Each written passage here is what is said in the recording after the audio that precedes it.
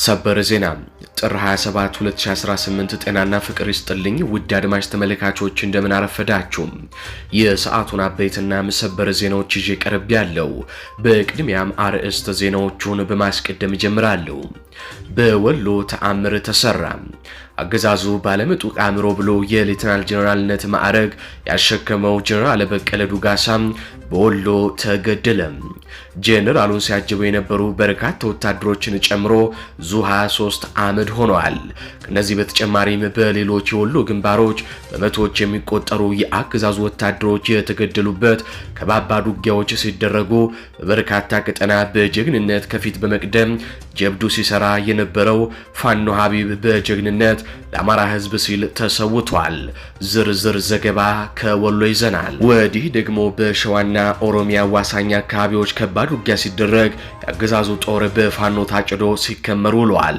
የኦሮሞ ሴትና ወጣቶች ታግተው ፋኖ ታጋቾችን ከአገዛዙ ነጥቆ ለኦሮሞ አባቶች መልሶም ከኦሮሞ ሕዝብ ምስጋና መቀበሉም ተነግሯል። በዝርዝር እንዳስሰዋለን። በሌላ በኩል በተከታታይ ለሁለተኛ ቀን በድጋሚ በባህር ዳር ዙሪያ የአገዛዙ ጦር በፋኖ ኃይሎች ድባቅ ተመቷል። ዝርዝር አሰናድተናል። የጠቅላይ ሚኒስትሩ የትላንትና የፓርላማ የውሸትና የቅጥፈት ውሎም በጥቂቱ የሁለት መንታ ምላስ ውሽከታዎችን በቪዲዮ እናሳያችኋለን። ሰላም ጤና ይስጥልኝ ውድ አድማጭ ተመልካቾች እንደምን ቆያችሁ? ከላይ በአርዕስተ ዜና ያደመጣችሁትን መረጃዎች ወደ እናንተ ላደርስ እዚህ ተገኝቻለሁ። የህዝባዊ ትግሉን የምትደግፉ እንዲሁም ሀገር ወዳድ የሆናችሁ አድማጭ ተመልካቾች ቪዲዮን ላይክ፣ ቻናሉን ሰብስክራይብ አድርጋችሁ የደወል ምልክቱን ታበሩ ዘንድ እንጠይቃለን። እንዲሁም በኮሜንት ድል ለህዝብ ልጆች ድል ለጀግኖቹም እያላችሁ ለህዝቡ ሲሉ ጫካ የገቡትን ታጋዮች ታበረታቱ ዘንድ እየጠየቅናችሁ በቀጥታ ወደ መረጃዎች ያለፍኩኝ። እስከ ፍጻሜው ድረስ አብራችሁኝ ቆዩም። ቀዳሚ ወዳደረኳቸው ዘገባዎች አልፋለሁ። በቅድሚያም በአማራ ክልል እየተደረጉ ወዳሉ የውጊያ የግንባር መረጃዎቻችን እናልፋለን። የአጼ ዳዊት ክፍለ ጦር በሰራው ልዩ ኦፕሬሽን ብልጽግና ባሰማራቸው ዘራፊዎች የታገቱም 7 ንጹሃን ወገኖች ማስለቀቁን ክፍለ ጦሩ አስታወቀ። አገር አማን ብለው ከሸዋ መርሐቤቴ አውራጃ ከደራ ጉንደ መስቀል ከተማ ተነስተው ወደ አዲስ አበባ በመጓዝ ላይ በነበሩ 7 የኦሮሞ ተወላጆች ላይ ያለፈው እሁድ ጥር 24 ቀን 2018 ዓ.ም ፋዱ 4 ሰዓት ላይ የብልጽግናው አገዛዝ ባሰማራቸው ዘራፊዎች ልዩ ስሙም ወንጭት በተባለ አካባቢ ታግተው የተወሰዱ ንጹሃን ወገኖቻችንን የአፋብኃ ሸዋ ጠቅላይ ግዛት እዝ አጼ አምደ ጽዮን ኮር የአጼ ዳዊት ክፍለ ጦር ባደረገው ልዩ ክትትልና አስደማሚ ኦፕሬሽን ታጋቾቹን ያለምንም ማዕከላዊ ጉዳት ከአጋቾቹ ነፃ ማውጣቱን የክፍለ ጦሩ ህዝብ ግንኙነት ክፍል ኃላፊ አርበኛ ዲያቆን ያሬድ ታመነም አስታወቀ። ክፍለ ጦሩ ለሚዲያችን በላከው መረጃ እንደገለጸ በቀጠናው ስርዓቱ ባሰማራቸው አጋቾች ተደጋጋሚ ወንጀል ሲፈጸም እንደነበረ ገልጾ ይህ ድርጊት መፈጸሙን ከስፍራው መረጃ የደረሰው ክፍለ ጦራችን ወንጀሉ ከተፈጸመ ጀምሮ እስከ ምሽት 1 ሰዓት ድረስ በክፍለ ጦሩ ከፍተኛ አመራሮች በተመራ ልዩ ኦፕሬሽን በዘራፊዎች የታገቱ ወገኖቻችንን ማስለቀቅ የተቻለ ሲሆን በኦፕሬሽኑ መሃል ከአጋቾች ጋር በነበረው የተኩስ ልውውጥ በአንደኛው አባል ላይ የማያዳግም እርምጃ መውሰዳቸውንም የፋኖ ኃይሎች ገልጸዋል።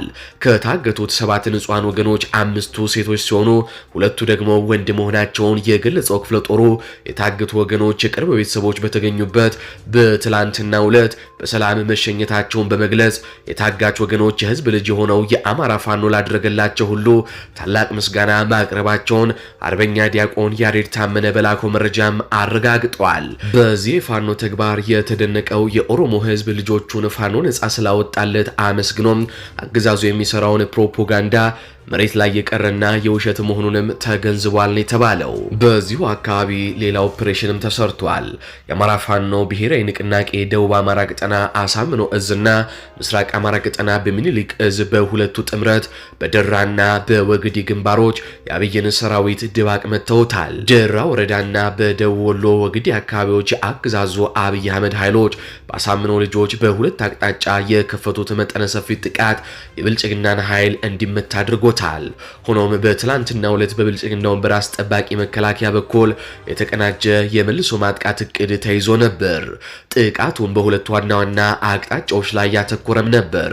በሌላ ግንባር ከወግዲ ተነስቶ ወደ ጎረንጅና ደራ መስመር ለመግባት የሞከረው የአገዛዙ ኃይል በከፍተኛ ሜካናይዝድ የታጀበ ከ10 ሻለቃ በላይ የሚሆን የ105ኛ ክፍለ ጦርና ተጨማሪ የእግረኛ ክፍለ ጦር በማሰለፍ በጀነራል ዘውዱ ሰጣርጌና በጀነራል ሞሲሳ የሚመራው ይሄው ኃይል በምኒልክ መብረቁ ክፍለ ጦር አከርካሪው የተሰበረ ሲሆን በደራ ቱቲ ግንባር በኩል ደግሞ የብልጽግና ኃይል ከደራ ተነስቶ በሰኞ ገበያ በኩል ወደ ቱቲ የፋኖ ካምፕ አቅጣጫ ጥቃት ለመሰንዘር ተንቀሳቅሶ የነበረ ቢሆንም ንጋት 11 ሰዓት ላይ የጀመረው ይህ ውጊያ ለረጅም ሰዓታት የቆየ ሲሆን በናደው ክፍለ ጦርና በፍቃዱ በላይ ክፍለ ጦር በሁለቱ አሃዶች በቅንጅት በወሰዱት የመልሶ ማጥቃት እርምጃ የአገዛዙን ኃይል ድባቅ በመምታት ሰረር ኩላን ከተማ ከአገዛዙ ኃይል መንጠቃቸውም ተሰምቷል። ይህ በእንዲህ እንዳለ በሁለቱ አሃዶች በተሰራው አውደ ውጊያ የከተማዋ መያዝም በአገዛዙ አብይ አህመድ ኃይሎች ላይ ከፍተኛ ጫና የፈጠረ ሲሆን በዚህም አውደ ውጊያ የብልጽግና ምሽግ ሲሰበርም በርካታ የአገዛዙ ኃይልም ሲጠቀምበት የነበረው ደረቅ ሬሽንና በርካታ ጥርንፍ ቦርሳዎች በፋኖ የተማረኩ ሲሆን ከፍተኛ የሰው ኃይል ጉዳት ሙትና ቆስለኛም አስተናግዷል። ሰረር ኩላ ከተማ በፋኖ ቁጥጥር ስር አሁንም ስትገኝ ናጀሬ በከተማዋ እየተጎማሸሩም ይገኛሉ። ከዚሁ ግንባር ጋር በተያያዘ ደግሞ ንጉስ ሚካኤል ኮር መብረቁ ክፍለ ጦር ወግዲ ወረዳ ዙሪያ ከባድ ተጋድሎ በማድረግ ታላቅ ድልም አስመዝግቧል። እንደሚታወቀው ጸረ አማራው ብልጽግና በሰሜን ወሎና ደቡብ ወሎ በደረሰበት ሽንፈት ወደ ደቡብ ወሎ ቀጠናና አጎራባች ሸዋ ለመስፈር አስበው ሜካናይዝድ ሳይቀር ሙሉ ጦሩን እያሸሸና እያንቀሳቀሰም ይገኛል።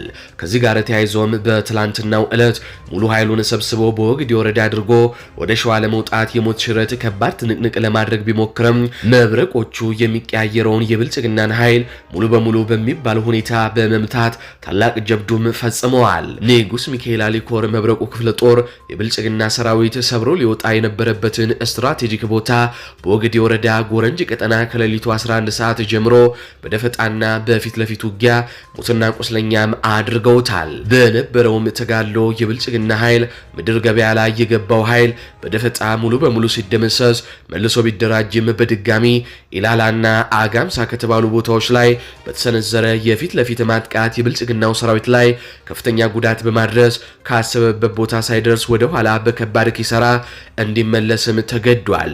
በተደረገውም ተጋድሎ ቁጥሩ በውል የማይታወቅ የአገዛዙ ኃይል ከፍተኛ በሆነ መልኩ ሙትና ቁስለኛ ሆኖ ወደ መጣበት ቦታ እንደተመለሰ በቦታው ያሉ ዘጋቢዎቻችን ገልጸውልናል። ከወሎ ሳንወጣ አንድ እጅግ ልብን የሚሰብር መረጃ እንንገራችሁ። በጀግንነቱና በወጣትነቱ የፋኖ ኮማንዶ አሰልጣኝ በመሆን የሚታወቀው ፋኖ ሀቢብ በትላንትናው ዕለት ተሰውቷል። ለአማራ ሕዝብ ሲል ውድ ህይወቱን ገብሯል።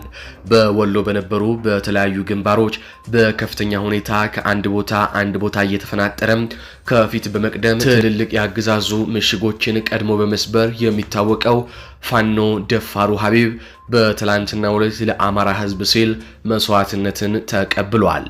ለመላው የአማራ ሕዝብ መጽናናት እንመኛለን። ታጋይ ይሰዋል፣ ትግል ይቀጥላል።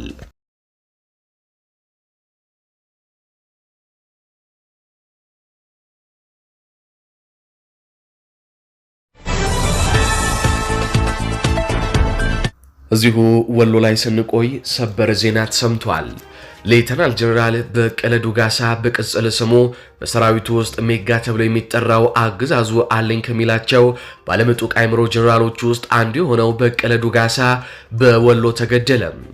በትላንትናው ዕለት ከተማ ወደ ደሴ ከተማ በእጀባ እየተንቀሳቀሰ የነበረው ጀነራል በቀለ ዱጋሳ ሰላሊት መገንጢያ ሲደርስ በፋኖ ኃይሎች ደፈጣ ስር ገብቶም እሱና ሰራዊቱ በገፍ መደምሰሳቸው ተነገረ።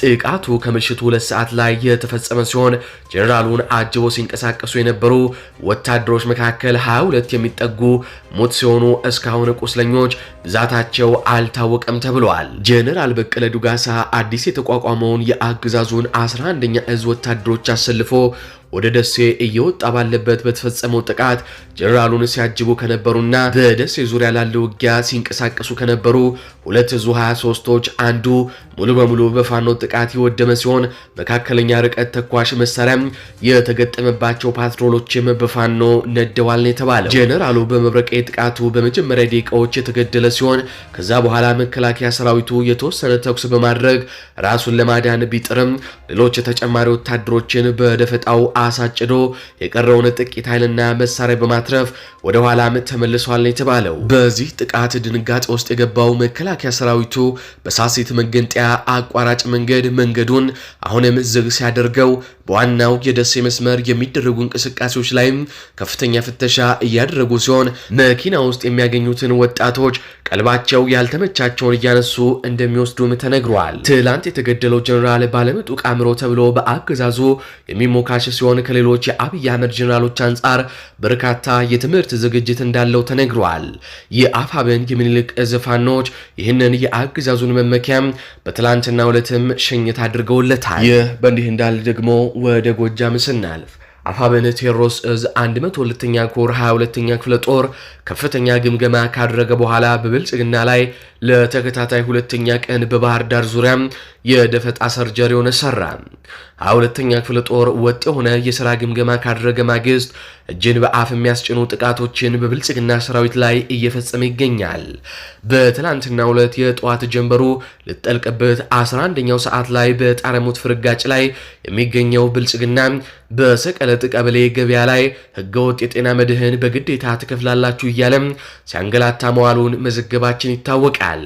እናም ትላንትና ከማህበረሰቡ ኪስና መቀነት በአስገዳጅ ሁኔታ የሰበሰበውን የዘረፈውን ገንዘብ በትላንትናው ዕለት ወደ ባህር ዳር ጭኖ ለመግባት ብዛት ባለው ሰራዊት ታጅቦ ከሰቀለጥ ቀበሌም ተነስቶ ተንቀሳቅሶም ወንጀጣ ቀበሌን አልፎ ተዋነ ተራራ ላይ ሲደርስ ከቀኑ 6 ሰዓት ተኩል 7 ሰዓት ድረስ ለ30 ደቂቃ የቆየ ውጊያ በማድረግ አይበገሬ የ22ኛ ክፍለ ጦር የአማራ የቁርጥ ቀን ልጆች ከያዙበት የደፈጣ ቦታ እየወጡም የብልጽግና ኃይል ላይ በመከመር የቦምብና የክላሽ ጨበጣ ውጊያ በማድረግ የብልጽግናን ኃይል እንደ ቆሎም ሲቆረጥሙት በሁኔታው ግራ የተጋባውና መድረሻ ያጣው የብርሃኑ ጁላ ጦር ድንብርብሩ እየወጣ እግሬ አውጭኝ እያለ በሚፈረጠጥበት ሰዓት ከኋላ ተቆርጦ የቀረው ኃይል ደርሶ ሽፋን በመስጠት ቁስለኛና አስከሬኑን ታቅፎ ቅስሙ ተሰብሮ ወደ ባህር ዳር እንዲገባ ተደርጓል ነው የተባለው።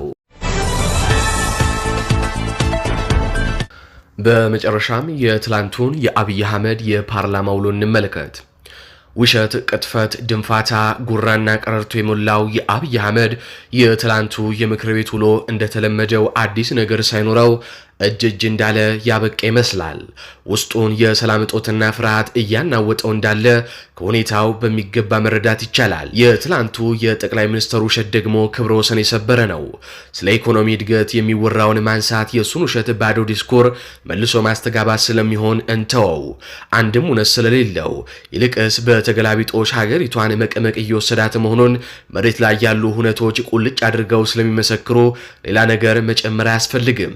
የኢትዮጵያ ሕዝብ እየሞከርኩኝ ነው የሚለው መልእክቱ ብቻ የአብይ አህመድን ቁልቁል ውሸት የሚንደው ነው። ስለ ኤርትራ ያነሳውን ቢሆን ሰውየው በክህደት ወደር የሌለው መሆኑን የሚያውቁ ብዙም የሚገረሙበትም አይሆንም። በመጽሐፍ ቅዱስ ውስጥ ትዕግስትን ከኢዮብ ጋር ማያያዝ እንደሚቻል ሁሉ በምድር ላይ ደግሞ ክህደትን ከአብይ አህመድ ልቆ የሚገልጻት ሰው ስለመኖሩም እጠራጠራለሁ። ክህደት መገለጫው ነው። ባለፉት 8 ዓመታት ስንቱን ካደ፣ ስንቱን ቀርጥፎ በላ፣ የስንቱን ውለታ ውሃ ቸለሰበት። ተዘርዝሮ የሚያልቅ አይደለም። በኤርትራና በአይኔ ቀልድ የለም ያለን እሱ ራሱ ነው። የሱን የነካ አይኔን የነካ ነው እያለ ሲነግረን የነበረው እሱ ነው። በመሃላችን ንፋስ እንኳን አይገባም በሚል ቀለበት ያሰረለት አብይ መሆኑንም አረሳ ነው። የኤርትራ የውጭ ጉዳይ ሚኒስትር ሆኜ ለኤርትራ እሞግታለሁ በሚል የቀላመደው አብይ አህመድ ራሱ መሆኑንም አንዘነጋም። ኤርትራ ባትኖር ምን ይውጠን ነበር ብሎም በምክር ቤት ያስጨበጨበው እሱ መሆኑም የቅርብ ጊዜ ትውስታችን ነው። ታዲያ ዛሬ ይህ ሁሉ እርጅብኝ ማንን ለማሳመን ነው? የማንንስ አንጀት ለመብላት ነው? እንግዲህ እንደምታውቁት በትላንትናው ዕለት አብይ አህመድ ኤርትራን ሽምጥጥ አድርጎ በትግራይ ክልል እየተፈጸመ የነበረው የጦር ወንጀል ሁሉ በኤርትራ ጦር እንደተፈጸመ አድርጎም አቅርቦት ነበር። ከዚህ ጋር በተያያዘ የአብይ አህመድ ቅጥፈቶችን ለትንታኔ አቅርበን የምንቀመጥበት ጊዜ አይኖረንም። ምክንያቱም የአብይ አህመድ ውሸቶች አያልቁምና እሱን ስንተነትን አንኖርም። በርካታ ጊዜ የእሱን ውሸቶች፣ ቅጥፈቶች ስንተነትን ኖረናል። ሰውየው ግን የሚያቆም አይደለም። አሁን ቪዲዮዎችን እያመሳከርን እንመለከታለን። አብይ አህመድ ትላንት ያለውንና ከትላንት በፊት ደግሞ እርሱና የእሱ አጋሮች ሰራዊቶች ያሉትን አድምጠን እንመለስ። በቅድሚያም አብይ አህመድ በትላንትናው ዕለት ያለውንና ከዛ በፊት ደግሞ የወሸከተውን አድምጠን እንመለስ። እኛንና የኤርትራን ጉዳይ ላንሳ። አንዳንድ ሰዎች በኢትዮጵያና በኤርትራ መካከል ችግር የተፈጠረው የኢትዮጵያ መንግስት የቀይ ባህር ጥያቄ ስላነሳ ነው ብለው ይላሉ፣ ያስባሉ፣ ይተነትናሉ። ግን አይደለም። ኤርትራ ከተፈጠረች ዘመን ጀምሮ በኢትዮጵያ መንግስትና በኤርትራ መካከል ኢሹ ነበረ። ታውቃላችሁ። እኛ ከመጣን በኋላ አያስፈልግም ይቅርብን ብለን ሞክረናል። 5 ዓመት ለምነናል። ጸቡ የተጀመረው ብዙዎች እንደሚያስቡት የቀይ ባህር ጉዳይ ሲመጣ አይደለም።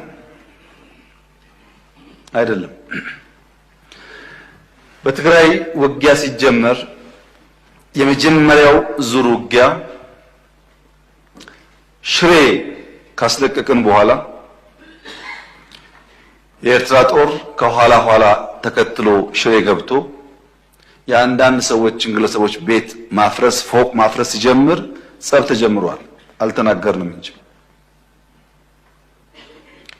አክሱም ይዘን ስናልፍ አክሱም ገብቶ ወጣቶች በጅምላ ሲረሽን ጸብ ተፋፍሟል። አድዋን ይዘን ስናልፍ አድዋ ሄዶ ፋብሪካዎች ሲፈታታ ሲሰርቅ ጸብ ተጋግሏል። አዲግራት ደርሰን የመድኃኒት ፋብሪካውን የሚነቀለውን ነቅለው የማይነቀለውን ሲያፈራርሱ ጸቡ ጫፍ ደርሷል። ግን የኢትዮጵያ መንግስት ያኔ በዚህም ለመዋጋት ብቃት አልነበረው። ውስን ኃይል ነበረ። ሽሬን ከያዝን በኋላ ያጠቃነውን ጣት እንከተል ነበር እንጂ የያዝነውን ቦታ እያጸናን አንሄድም። ይህ ጉዳይ የተከበረው ምክር ቤት ለዛሬ ዋጋ የለውም። ለታሪክ ማንሳት የምንፈልገው ጉዳይ አክሱም ወጣቶች ሲገደሉ፣ አድዋ ሲዘረፍ፣ አዲግራት ሲዘረፍ በርካታ ኢንቮይ ወደ ኤርትራ ልኬያለሁ። የላኳቸው ሰዎች ገሚሱ አሁን ከኛ ጋር የሉም። ለምሳሌ ክቡር አቶ ገዱ ያኔ የውጭ ጉዳይ ሚኒስተር ነበሩ። ከአንዴም ሁለቴ ኤርትራ ልኬያቸዋለሁ። የላኳቸው የትግራይን ህዝቤን አታገሳቅሉ፣ ሀብቱን አትዝረፉ፣ ጸቡ ከቲፒኤልኤፍ እንጂ ከትግራይ ህዝብ አይደለም የሚል ነው።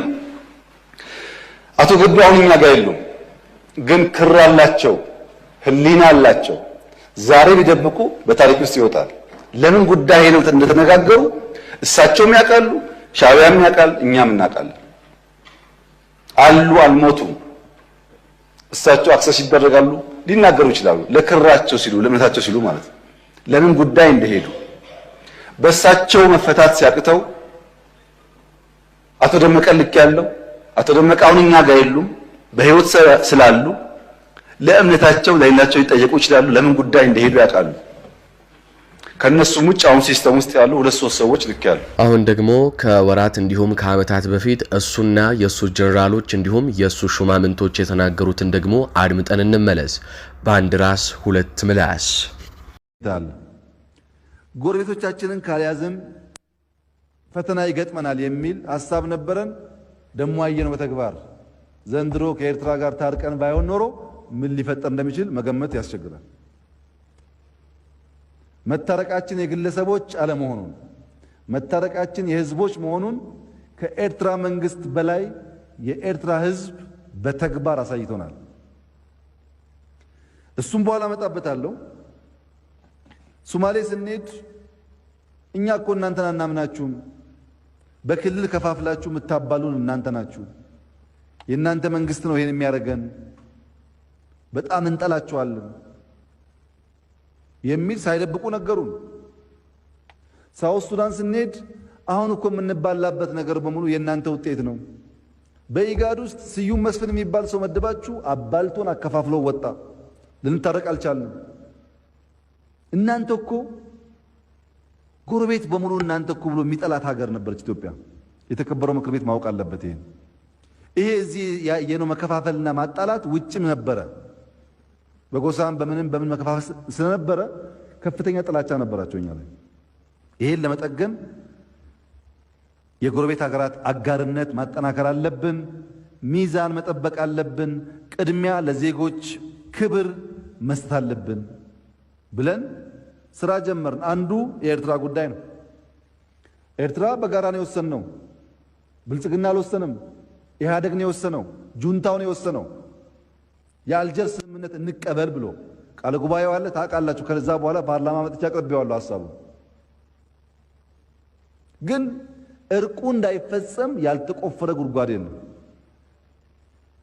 የተስማማንበትም እንዳይፈጸም አልፎ አልፎ የግለሰቦች ዝምድና ነው፣ አልፎ አልፎ ስም እየተሰጠው ማለት ነው። አሁን ግን ጁንታው የተከበረውን የኢትዮጵያ መከላከያ ሰራዊት አዋርዶ ራቁቱን ኤርትራ ሲልከው የኤርትራ ሕዝብ አለበሰው። የኤርትራ ሕዝብ ውሃ ጠጣው፣ አበላው፣ አስታጠቀው። ይሄን የኢትዮጵያ ሕዝብ ማወቅም ማክበርም አለበት። የኤርትራ ሕዝብ ወንድም ሕዝብ ብቻ ሳይሆን የቁርጥ ቀን ዘመድ መሆኑን በተግባር አሳይቶናል። በነገራችን ላይ ኦፕሬሽን ተካሂዶ በየቦታው ያገኘናቸው እስር ቤት ያገኘናቸው ምናምን ያገኘናቸው ሰዎች እኮ ጠውልገዋል። በ10 ቀን ውስጥ ጠውልገዋል። ወደ ኤርትራ የወጡት ግን በ2-3 ቀን ውስጥ በርትተው ተዋግተው አሸንፈዋል። ያስራበን የኛ ነው፣ ያስጠማን የኛ ነው። ራቁታቸውን የሄዱ ሰዎች የኤርትራ ልብስ ለብሰው መጥተዋል። ለዚህ ነው ኤርትራ ወጋን የሚሉት። እንግዲህ ራቁታ እንዋጋም መቼም።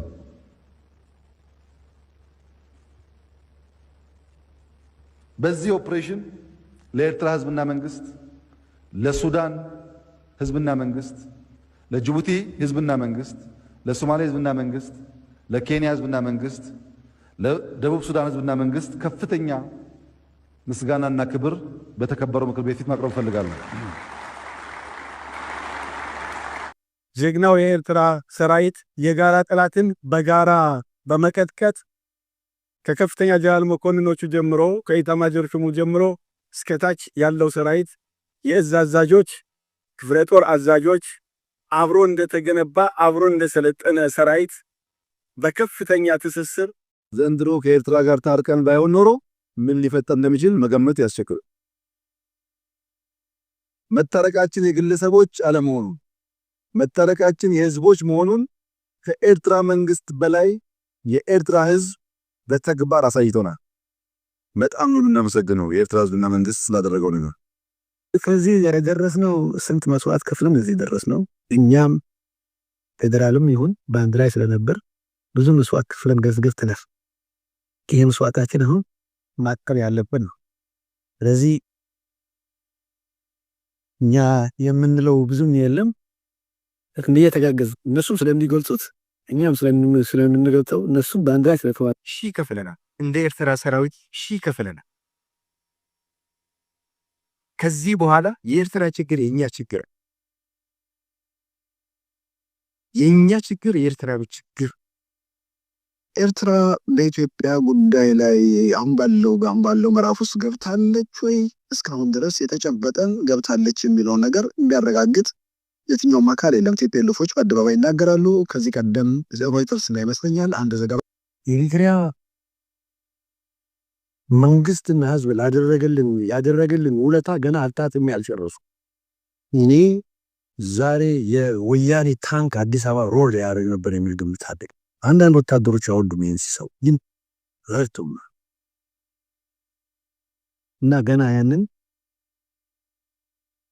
ኢንጆይ ያረኩ ገና ሄዳለሁ ብዬ ነበር። ኤርትራን ተሰፋል ብለዋል። ኤርትራ ድኛን ለማገዝ ብሎ የሚያሳብከው አገሩን የሚወጋ ዜጋ ባንዳ ነው። ባንዳ ደግሞ